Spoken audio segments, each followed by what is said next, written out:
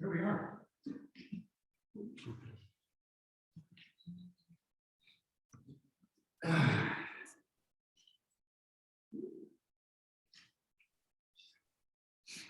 Well, good morning again to those of you who I saw a little earlier, and for those of you who just arrived, good morning. Well, let's see. Mike, can you hear me? I can hear you, Father, clearly. Great, great. So we're going to watch Mike, which is perfect. What was I going to say something? For those of you who have just arrived, see you here this morning. Quickly, if you want to ask a question or comment, please do so loudly so that it comes through. He can hear me. I've changed the microphone, so it should pick up that side as well as just this side, I'm hoping, but that doesn't mean that you can still speak softly. So Elaine, if you want to ask a question, you're going to have to come forward or something like that. And so that if Mike's not the only one online, if anybody else is there, they'll be able to hear. So before we jump into the chapters for this week, I just wonder if anybody had any thoughts from last week's sort of introductory chapters, or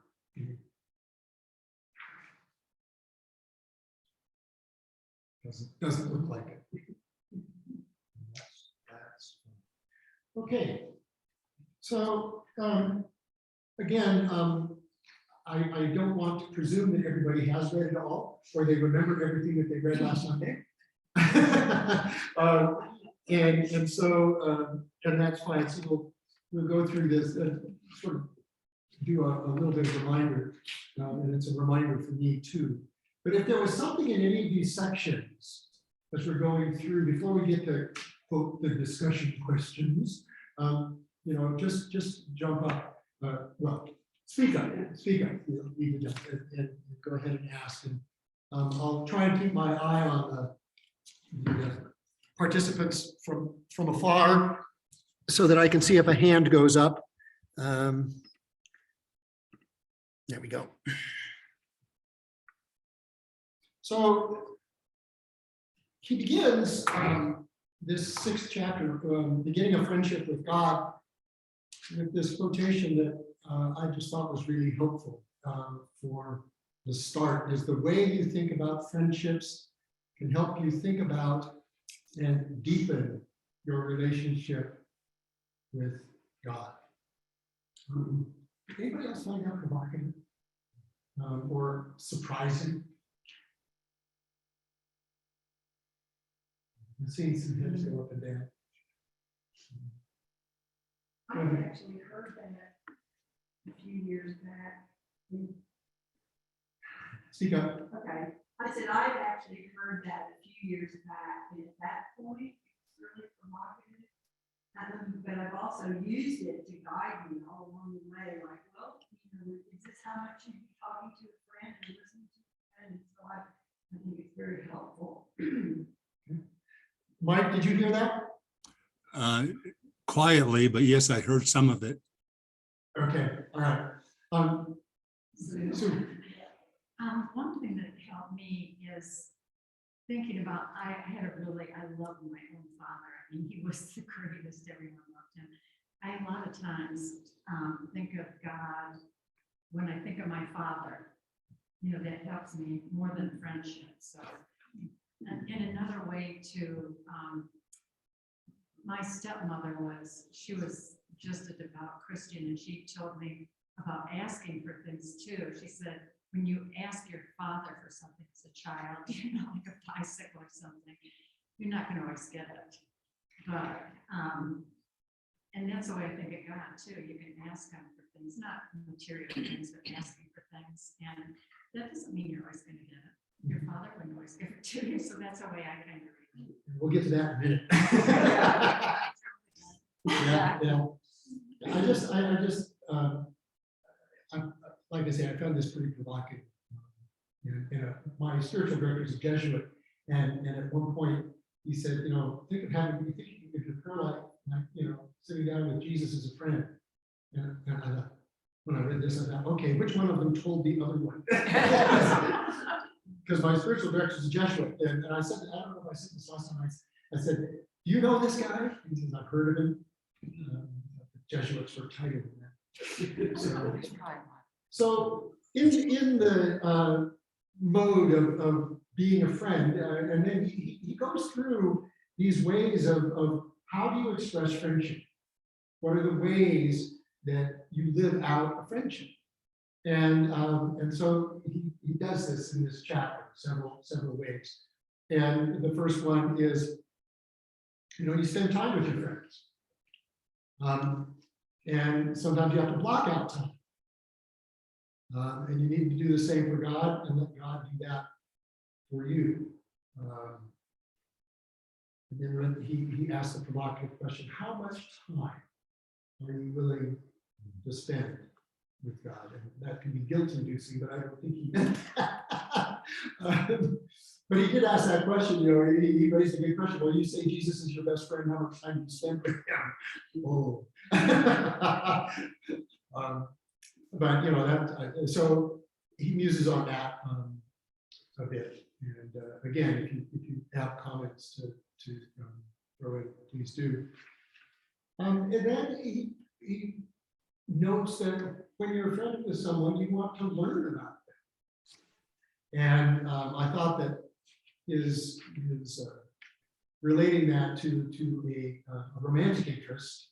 You want to know everything about that romantic interest. You may not be so interested in everything about some other friends, but at least about the romantic interest, you want to know a heck of a lot. But he goes into the how do you learn about God? And I thought some of this was really pretty good. Others experience. What's your experience of God? What's your experience of God? I never thought about that. And so I never thought that God would relate to me in that way. Are there more possibilities for how we could think about our relationship with God? And then he did this tease about faith sharing. He said, we're going to talk more about that a little later. Okay. Because that has to be something other than just learning about other people's experiences. Otherwise, he wouldn't have spelled it out. Scriptures and the subset of stories, scriptures, I think that's probably my primary way. Being a text-oriented person, is that I spend a lot of time in scriptures, learning and those stories. And then morphing from just the stories from scriptures, he goes into sort of the stories of lives of holy men and women. So reading the lives of the saints and those kinds of things. But then there are holy men and women that we do come in contact with, or we can come into contact with. I remember many, many years ago, I was in seminary, and I don't remember the occasion. Maybe it was a chapel service, and there was a Eastern Orthodox bishop who came in to preach, I guess. And I was taken by his presence. There was something very serene about his presence that didn't characterize a lot of the clergy there. And so it was just that serenity. You think about the Dalai Lama or Desmond Tutu, and their joy, but also their ability to sort of move lightly through the world in ways that many of the rest of us can't. Learn from that, so we can have that contact with. Many of you have you experiences like that? Being with somebody and just saying, "Wow." Yeah. Definitely. I tend to find. Speak up as loud as you I can. tend to find in my interactions, just about everyday interactions, I often will see bits of Christ in them. It's in their actions, even though they may not consider themselves particularly religious or whatever. You see that played out in their own lives as well. And in my interactions.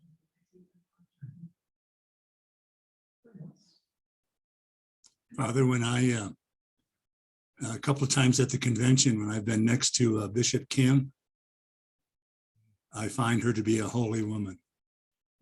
Not in the sense of a spiritualness, but of a warmth. There's a comfortableness when you're with her and can talk to her. because she shares her family life and the challenges she has in bringing her teachings to her teenage kids. We're always questioning everything. And the beauty of that is you're real comfortable. So the few times I've talked to her and then I've left her, I've always said, this is a holy lady that gives you a comfortableness to address your spirituality. And then I relate that to a conversation with a holy person and to God. Thank you. He goes on to talk about honesty. Can you be honest with God? And he, so put God in the chair next to you and have this conversation. How honest can you be? And he goes into these things that we think are off limits. Can you talk to God about anger? And I love the little thing that he said one time in his prayer. He said, he had used some language that he was sure you should use. And he went to his spiritual director. And he said, the spiritual director said, that was a good prayer.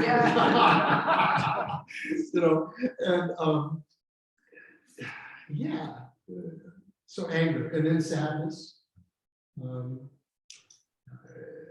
Those two specifically, but part of my own, I would say, conversation with God is journaling.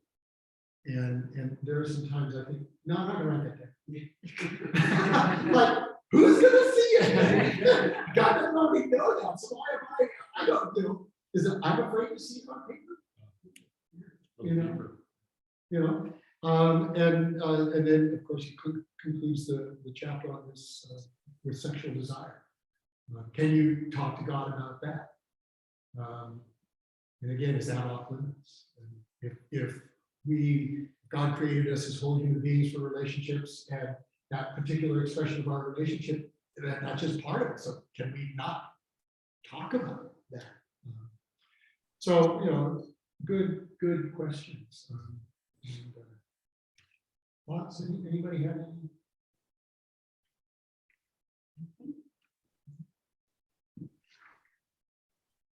You listen to friends. If you're always talking and never listening, that's not much of a friendship. Might be a therapeutic session, but it might not necessarily a friendship. And so when he asked this question, what does it mean? How do you listen to God? I thought was a good question. Is it hearing voices? And how are you sure that that voice is from God, as opposed to something else? And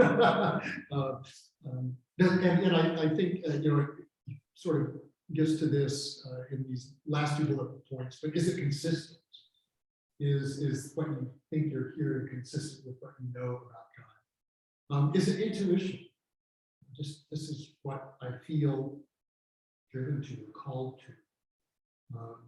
And again, is that consistent? So in speaking with God, what would God say in return? If you're having a conversation, to imagine what God would say in return. But then he modifies that a bit by saying, well, what would God say in return based on what you know about God, rather than what you wish God would say in return? And that may get to that point, that you can ask the Father for anything, but doesn't necessarily mean you're going to get it, because you know that your Father's never going to get that for you. So it's not going to happen.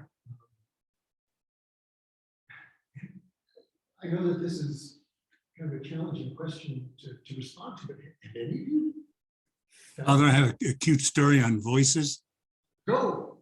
My friend, she was working on her roof when she wasn't supposed to, cleaning her gutters, and a wind came up and blew the ladder off.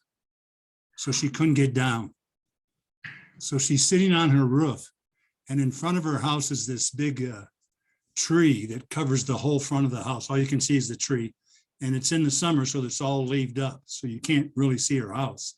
So she's sitting there kind of perplexed. How's she going to get down? And her neighbor comes walking by walking her dog, and gets to the front of the tree, and she says to her, Betty. And the neighbor kind of stops and looks around, and she says, Betty. Betty looks up and she goes, yes, God, I always knew you were a woman.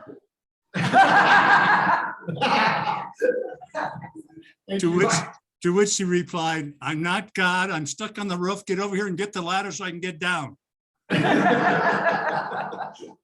Sounds like a good conversation with God. But for a couple of minutes there, she was talking to God. Uh-huh. Has anybody had a sense of intuition or something? Yeah. I think God speaks to me in intuition. I clearly had an example of this last year when my older sister was going through a lot of things. And I remember that it was a Friday and I was actually going for a hike. I was taking Friday afternoons off, going for a hike, but I was thinking about all these things with my sister and she needed a lot of help. And it was, I think I told you, Pete, I mean, it was clear, it was all of a sudden, I can't remember if it was on the drive or when I finally got up and I'm up there in Evergreen and I'm hiking, but I just had this sense of, Deb, you need to help her, which means and it was a long process helping her with what she needed. But I just felt this sense of, okay, that's what I've got to do. I'll make the time. It's the right thing to do. God told me to do that. Now I didn't know it was going to turn into, it was really a lot and it was very stressful and all these other things. But that aside, it taught me some patience, but it was truly an intuition of, yes, you need to help your sister. I came home and I'm like, okay, Kathy, here's what we're going to do. And the next few months were really difficult, but we got it done and got her moved and all this other stuff. So I felt it as right as rain. Was it calming? It was initially. I mean, as the summer went on, I kept thinking, oh my God, what? I had no idea it was going to be so difficult. But when it happened, I truly felt a sense of peace and calm, like, yep, this is what has to happen. And what would have happened had you not? Yeah. Wow. Thank you. He then jumps into, are you willing to change? Or what change comes in terms of the relationship? And I thought that this was helpful. I think a lot of people sort of learn, he points this out, a lot of people learn something about God when they're a kid, and then that never changes. Oh, he did talk. So can your image of God change? And he talks about, God as a judge. If you grow up with a certain kind of catechism, to it, as opposed to growing up with a different view that's more grace-filled and loving and forgiving, and not so much judgmental. So that rules or grace. And then this question that some of you heard me reference in the sermon, fear of change brings up that thing. Do we want to change? Are we willing to enter into a conversation with God if God's going to ask us to change? And that can be daunting. And I liked this kind of is, he didn't link these in the order of which he was talking, but he could have very easily think about images of God changing, and God as a parent. And we relate to a parent differently when we're 8 than when we're 60. I would think that most of us would relate to our parent, if we're 60 and they're 85, differently than we would if we were 8 and they were 25 years old. I think we would do that. So is this a child? Parent of a child, or is this an adult? Can we have a conversation? Many of you may have the experience. After you hit a certain age, you can have a very different conversation. And sometimes as a rich, they become your friend. or they may not have been your friend when you were a teenager. You know, so does that change? And then I did like this one that he brought up, is God is someone who helps you find your way.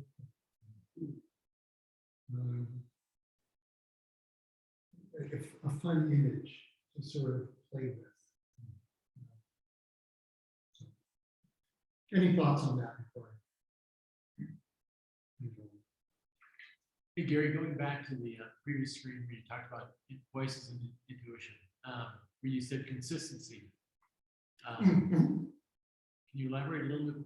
Is it that you want to see like in the voice is consistent, so it kind of takes away the fake that you might be creating in yourself or what? Well, I think it's, you know, is what you think you're hearing consistent with everything else that you know about God, right? So if everything that you know about God tells you to take care of yourself, you have responsibility to family and all this kind of stuff, and all of a sudden you hear this voice that tells you to do the most very risky thing that you can think of, and everything else that you know about it, then you sort of have to, not saying that couldn't be, but that would be one that you'd sort of want to make sure that this was not you deciding, oh, well, you know, this is my midlife crisis, and I'm going to do that because God told me to. Maybe not. You know, so it's another language, another way of putting it. He doesn't use this language, but other Christian ways of talking would say to discern the spirits. You know, is this something that, given everything that you've been taught, is consistent? Sherry Mary would say, is it God or is it God tacos? Yeah, I don't know if you heard that online, but Elaine said, is it God or bad tacos? Yes, yeah. And then he goes about silence. Now I wouldn't have thought about silence in friendship, but I do know that that's the case. That you can be with somebody and just be with them. And he relates this to sort of contemplation. And we become like the object of our contemplation. And he uses the example of couples who've been together for a long time and finish each other's sentences. You know, that we begin to know the other person so well that we do that. And, you know, that can be pretty frustrating. These I find it frustrating. Susan finds it frustrating. You know, let me finish. But then there's the question of the fear of silence. And again, that kind of goes back to the change issue, I think. What might we hear if we are silent? If we can fill up the space with our words, then we don't have to worry about God getting a word in edgewise. Again, perhaps asking us, telling us, forcing us to change an idea or a pattern or something like that. And so I thought all of these were really one of the sort of descriptions of friendship. Yeah, Irma. When I Speak came up. to this church, I became involved with the Book of Common Prayer. And obviously knew about it, but hadn't really used it. And it has been a real source of, number one, taking the time to contemplate and really listen. And I love the way all of the passages where they are on the same topic and mixed together. I just think that's wonderful. Whether it was grammar or not, or somebody did a great job with it. But I find that such a good experience to not depend on, but to use in contemplation. And so I'm glad that I joined the Episcopal Church and that I have You're bringing that up makes me think that there are plenty of places in the prayer book, in the rubrics, where it will say silence may be observed. And I will say, I'm guilty of this too. How often clergy just zoom, you get 2 seconds of silence. That's about as much as Episcopalians can handle. Because I mean, everything is words, that's what's on the page. And even the little italicized word to say silence, a period of silence or something may be observed. It's hard, especially when you're in public worship, because you're going to hear somebody rustle paper or something like that. My wife worshiped as a Quaker for many years. Yeah. And I couldn't, she told me I went with her maybe 3 times. 2 times was for a picnic, so we were outside, this was all right. But the one time that I went in and sat with her through a full meeting, she said, "You cannot come back. Yeah. She said, you cannot sit still." All these things that have to do with my body could not be silent, But she got really frustrated with other people who were coming in and they'd be writing, so you could hear the scritching. They were journaling and you could hear the scritching on the paper, or who were slurping their coffee, and here you were supposed to be in silence, and so that made her really angry. She liked the silence, but it's really hard for Muslims. We do not, and he points out, we just have a society that does not allow silence or aloneness. We've got to have this thing with us all the time, and we just can't deal with silence.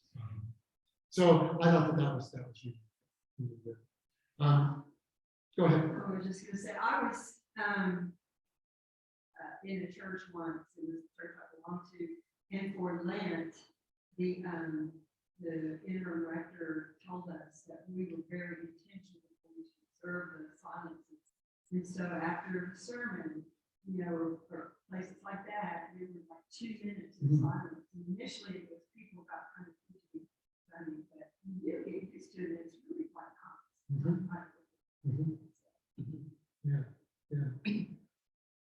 Yeah, it's just really hard. I think maybe the intentionality of saying we are going to do this, rather than if I just after sermon just sat down for 2 minutes. We'd all be going, what's going on? Yeah, because there wasn't any warning. So I think that there might be some intentionality about that. That would be good. But that silence is just such a challenge. I remember too, when I was in seminary, the music professor who had a lot to do with liturgy was clear that the Eucharistic service, this was his belief, and I've adopted, the Eucharistic service is action. It is an action. It is an act of thanksgiving. And so if there are any silences, that should be very brief. And that morning and evening prayer are contemplative services, and silence is more appropriate in morning and evening prayer. Because those were monastic services. They weren't this public Eucharistic thing. And so I always keep that in the back of my mind too. But I think that's public worship. That's different than private prayer, which is what he's talking about. But yeah, it's interesting. So this idea of God as a friend, do you consider God as a friend? Do you think God desires your friendship? Why or why not? Well, of course he does. Right? I mean, of course he does. Well, one could argue, I'm glad, one could argue that no, God expects you to be a servant. Or a subject, or something like that. And that the relationship is defined differently. So I'm not arguing that, but I'm just saying that there are other ways of thinking. Better together. Better together. Better together. Oh, okay. And friendship is based on trust. Trust. Absolutely. But if God is love, how does being served?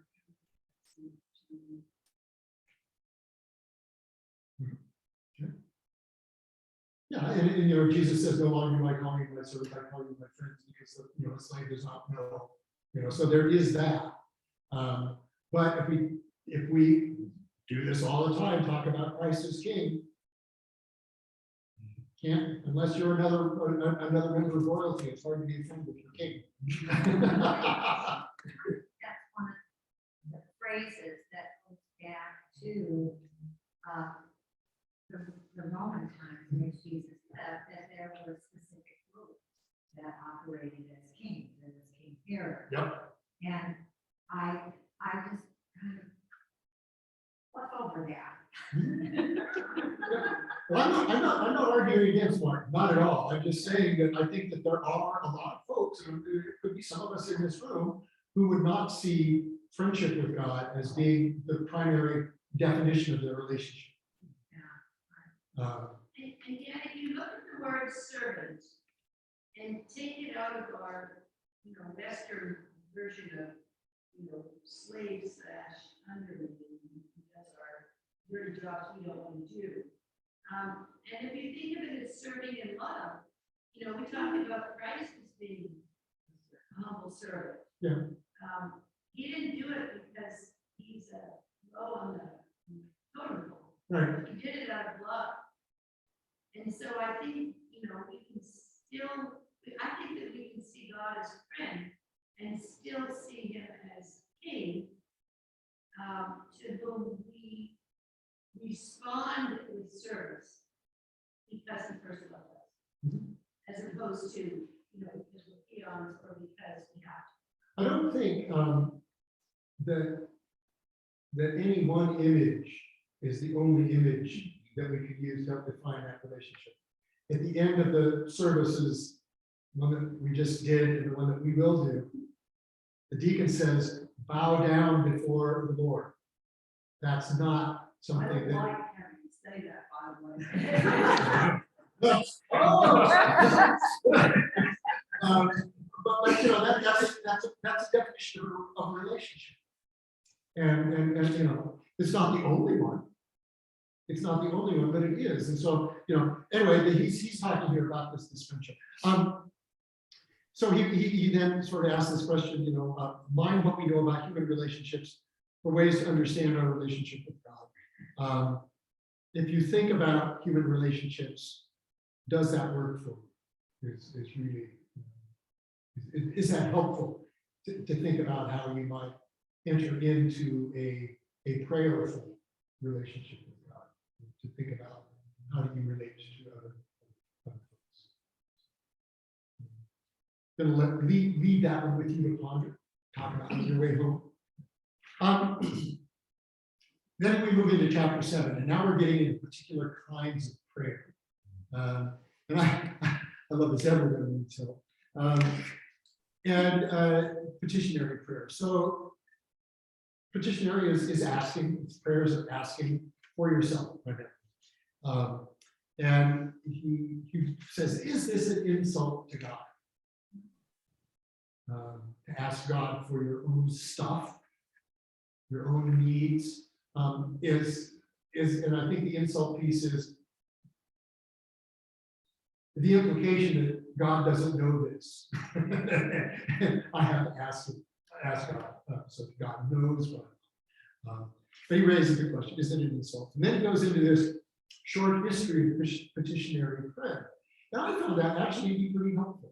It's not that I didn't know that all of those were there. He talks about all of the prayers in the Hebrew scriptures. He talks about Jesus as a prayer, Jesus's prayers for himself. The prayers in the Acts of the Apostles and the prayers that are alluded to in Paul's letters. I prayed for this. I prayed for God to take away this thorn in the flesh. I prayed for these other kinds of things. I just thought that was really helpful. I hadn't thought about that, about that history. I don't know if anybody else had that experience. I see a lot of hands sort of go up and down. So then he said, okay, so we're in a long line of people who pray for themselves. That's okay. So now, but what's okay to pray for? What can or should you pray for? And he begins with anything that's manifestly good. You can pray for anything that's good. And he just sort of leaves that one hanging. And then he goes into these cursed psalms or imprecatory psalms. Let this happen to my enemy. Kick them in the backside. Bash the baby's heads against the rock. That one. Yeah, that one. That one's really hard. And of course, anytime you see that psalm mentioned in the prayer book, the last two verses are always, if it's pointed to be read, the last two verses are always in parentheses, which means you can leave them out. In public worship, basically, if you're going to do this in public, you leave out these things. And so those last two verses are always left out of it. There are verses that have nothing to do with prayer. There are verses in the New Testament that will be put in brackets too. And I'm always fascinated to figure out what they put in brackets, or if there's an ellipsis and you jump from verse 14 to verse 21. What happened in 15? Why are we reading that? And I was like, so, but the curse songs, and I thought two things, and I don't remember bringing this out quite so much, but it's human experience. This is human. So if you're going to be honest with God, then you really do want God to kick that person in the backside. Now, why can't you say that? But then he does talk, I thought, the way that he sort of metaphorized was also helpful. That, oh golly, maybe this could be something in my own experience that I've like bashed, or something like that. And I just thought that was helpful. I hadn't thought about that in that context as well. Then he says anything good, what can you pray for? Anything good that we might need. And so he goes into this long list of gifts, praying for yourself. What can or should we pray for? All of these gifts: wisdom, humility, freedom, perspective, courage, patience, hope, inspiration, success, deliverance. None of those are Mercedes-Benz. These are all sort of character, issues of character. And the great story of Solomon. What can I give you? You want wealth? You want power? I want wisdom.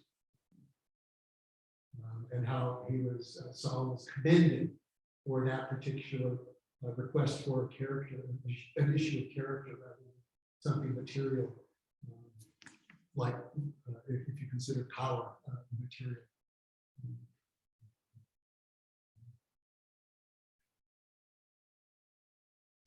Thoughts on yeah, Mark. Yeah, I also see another layer. You look at these topics, but then you could have those prayers that have high stakes and those that I would call pedestrian. So high stakes prayers, just speak up. High stakes prayers, pedestrian prayers. Yeah, so the high stakes prayers, lots of examples in the scriptures, and they're very poignant and very meaningful. But should I pray for the Broncos to win? Or should I pray to pass that? That's success, but in my mind, that's pedestrian. And personally, I feel I have no right to ask for those pedestrian prayers, because that's all I need, to pass an act test. I just need to study. So, but to have wisdom, that's certainly part of what I need to do, but I need a lot of help to get there. I don't know if I'm making this up clear. There's this another layer.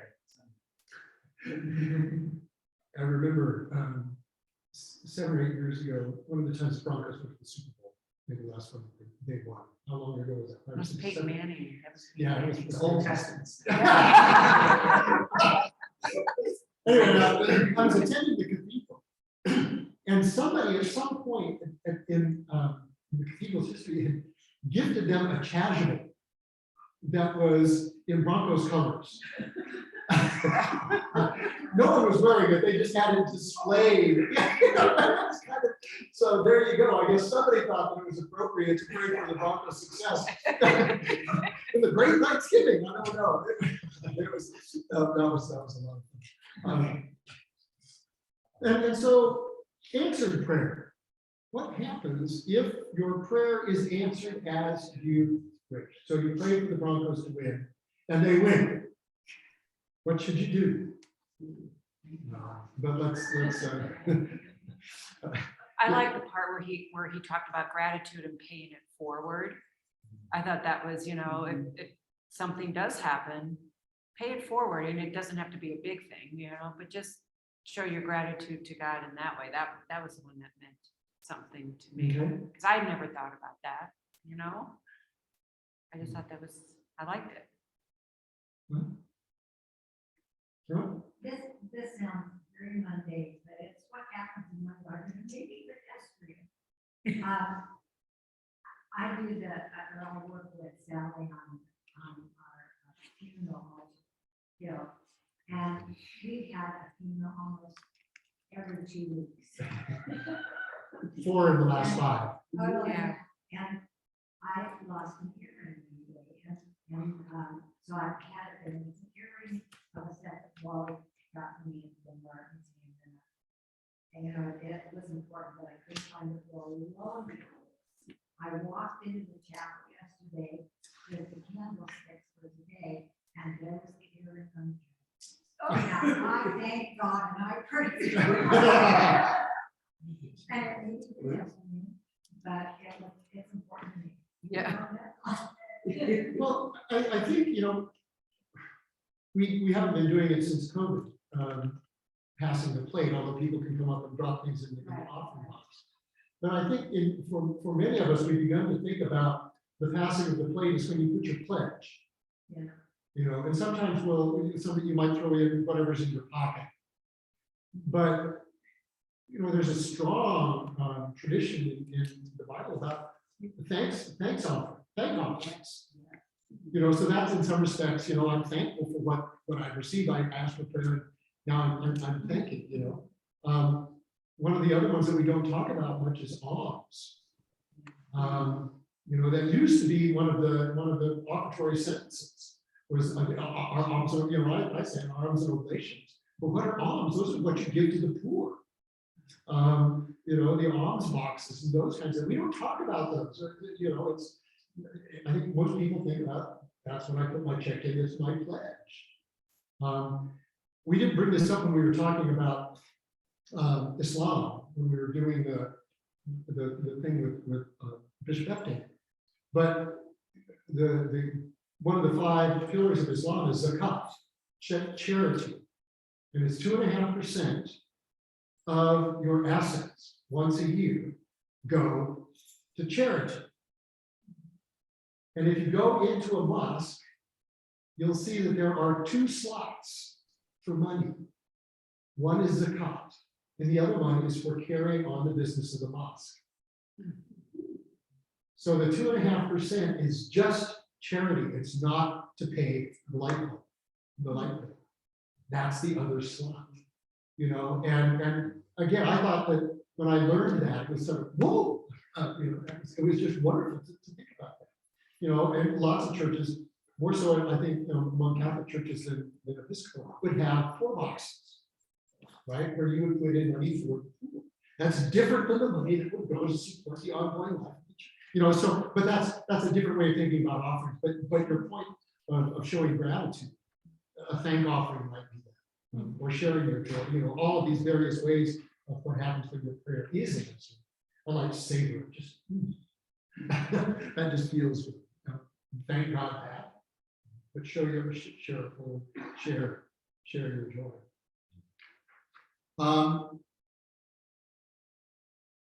Yeah. Did I have 2 of the same slides? Let's maybe I did. How do you pray for others? What is it to pray for others? This is, in some respects, intercessory prayer. Praying on behalf. And I like this because it wasn't, well, if you pray for others, God's going to flip the switch and it's just going to magically happen. But that, well, God can work through us. By bringing that up, it may be that God convicts us to do something. And by praying for others, God transforms us. I think he used one of these, didn't he use the example of seeing somebody in dire straits, and that whether it was a homeless person or something like that, and that increased compassion within us overall. That our prayer for that person increased our compassion, so it transformed us. Did he say something like that in one of his? Well, I think that was when he was in Kenya, wasn't it? And he had seen how poor, but he never Oh, thought about yeah, that. But he yeah, also so- talked about the homeless Yeah. as well, and never thought about that as a broader community, I think. I like the image of lifting a person's face to God, accompanying that person to God. That was a wonderful image, that it's not just this person going over here, but I'm going to walk with you to God and be with you. I thought that was an evocative image. Well, what happens with unanswered prayer? Because we all hear this, well, God answered my prayer, or God didn't answer my prayer. And I think the subtext is, I didn't get what I asked for. And I loved his sort of law. I'd only really thought about one of these, one or two of these things that he talks about in these explanations. But so if God hears our prayers, how does God answer them? And he said, I don't know. If we trust that God hears prayers, how do we know when God answers our prayers? Again, sort of the no idea. He's very upfront about that, which I find helpful and encouraged. But then he goes through this sort of list about, here's some possible explanations. God answers with what is best for us. So, oh God, won't you buy me a Mercedes? No. That's not best for you. And sometimes it's just no. The answer is no. Which is really hard to hear. Especially if you're praying for something that is manifestly good. Let's say, or you think is manifestly good. And the answer is no. God answers, we just don't get it. We can't see how. That's more about our vision, I think, and our ability to see beyond our own. Set the screen. God doesn't answer our prayers in the way that we would like, and why remains a mystery. You know, it's nice to have somebody actually say that. Right. Somebody who, you know, he spent the first several chapters sort of giving his chops, you know, I've done this, I've worked on this, I've worked on this. And now he gets there and says, yeah, it's still a mystery. It's just sort of nice to know that after all of this, it can still sort of end up in that way. Yeah. I was just gonna say, if he answered every prayer, how deep would our faith be? Say again. If God answered every prayer, how deep would our faith be? Yeah, yeah. It's not a vending machine. I think there's a difference between answering prayer and doing what we want. You know, I believe God always answers prayer. You know, I think that story about the person in the flood sitting on the roof going, oh, God help me. And, you know, there's a helicopter and a canoe and a boat and waves them all away. And he's in front of the gate and says, why didn't you help me? He goes, send a helicopter and a boat. You know, what else did you want? There's a difference between I didn't get my own way stomp versus where was God in this? Yeah. Yeah. And, you know, I've heard God always answers prayer. He says yes, no, or I haven't been ready. Or wait. Yeah, sometimes wait, yeah, he didn't put that one in there. But it's not the right time. Maybe one of the, but you know, just that sense that it sometimes is a mystery. And we just don't Yeah, get it. sure. But it kind of hurts me when people go, oh, God answered my prayer, God is good, and then it doesn't happen. Well, where's the God is good? Yeah, yeah. The reality is God is good all the time. Sometimes we get what we want, sometimes we don't. He sort of closes with this, Jesus is the model prayer, using language from Karl Rahner, that there's a realistic petition, take this cup from me. That's, I want to do this, take this cup from me. heavenly confidence, I knew you'd hear me, in the raising of Lazarus.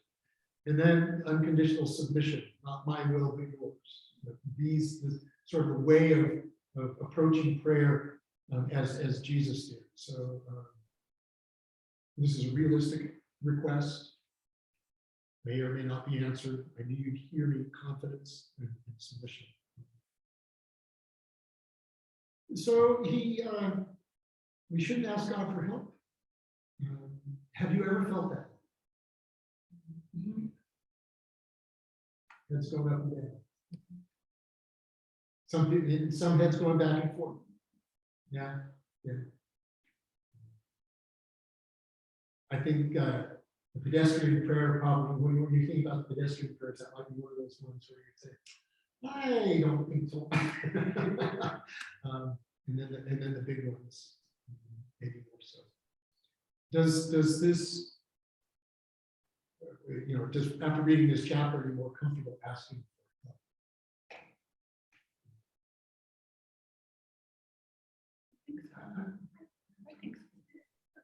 I feel comfortable with it. Okay, Yeah, so it didn't change. I mean, like, they're twice. Mark? And a new thought I have in this is that when we pray for others, it's generally through compassion, right? For someone who's homeless, for suffering. And it just came to God, but it popped in my head. Why aren't we praying for Putin? I'm sorry, hate Putin. I wish he was dead. I know that's very bad. But That's those baby's heads. and yeah, but it does. I mean, that question that just popped in my head has so many layers that I think I need to explore. Why aren't we praying? Two comments. Why did we pray for him? One funny and one not so funny. I had a professor who wrote a book on humor in the Bible and humor in religion and things like that. And he told a story in this book about some preacher in like the 1800s. And the preacher stands up and says, "Oh God, you taught us to pray for our politicians. And they need it." But the other one, he would know this, is which century is it? What's the compassion, the prayer for compassion? Well, there's the Tonga meditation tradition. May so and so have peace. May so and so have peace. May so and so. That's a prayer that could be said for anybody. And regardless, and who knows if they had any peace, whether or not they would be so intent on causing strife if there was inner peace. So, the question is then what do we pray? And is there a specificity to it rather than just saying, well, I'm going to pray for it? Well, what? Pray for what? There's a difference between praying he's dead and praying he finds Will that be peace. one of them cursive? Yeah, those curse songs. Yeah. I don't pray that he's dead. I know. do pray that he doesn't get cornered to the extent that he starts on. I pray that he has patience, that he finds a way out of it. Okay, so that specificity. Yeah, that's specific. Would help maybe answer that question. Well, on Mark's, when I came to this church, this is the Sunday after the 2016 election. And it was very important that we pray for him, to me, because I didn't see him as a man who ever listened to God, ever really thought about God. But I do believe in the power of God. And so for me, that was an important thing. Your point is really right on. So I'm going to include it this week. So to sort of close this down, because we're running out of time here. This last question, does it come more naturally for you to pray for yourself or for others? And why?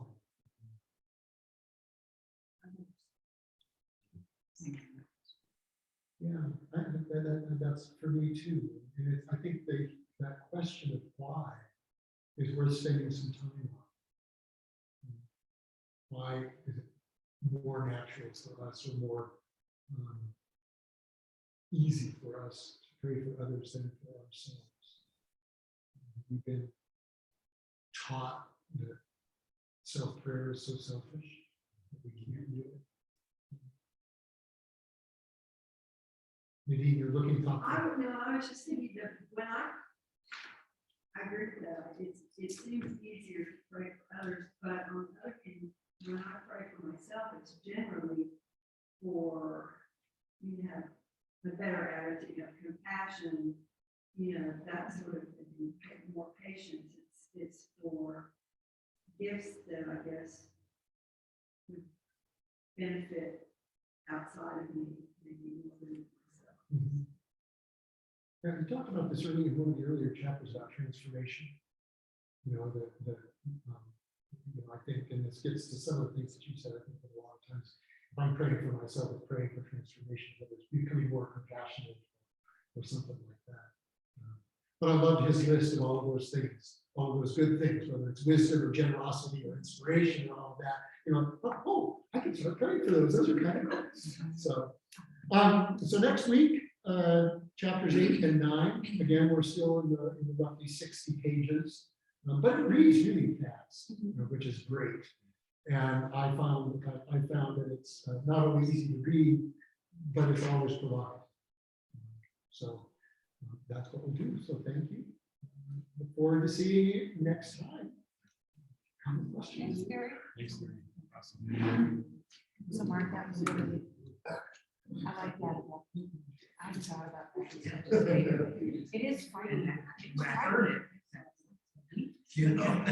Let's hear like Yandy and everybody else who's there. It's just, I haven't pretty much that long. I mean, actually, I looked up this guy